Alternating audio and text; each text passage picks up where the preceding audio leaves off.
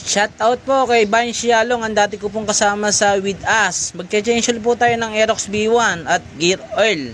Ang gagamitin po natin tools ay 12mm na sakit po. Yan, kapayin po muna natin yung papasukan po ng sakit at baka po sa iba natin may pasok.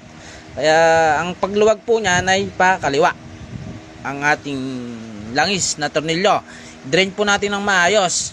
Ang gagamitin po natin tol sa gear oil ay 12mm din po. Pakaliwa po ang kanyang pagluwag. And drain po natin siya ng maayos. And then ang paghigpit po niyan ay pakanan naman po. Konting pitik lang po at para hindi ho tayo ma-lost thread. And then luwagan na ho natin siya. Ang sasalin po natin gear oil dyan ay 100 ml at saka 50 ml. Bali 150 ml po ang ating sasalin sa gear oil.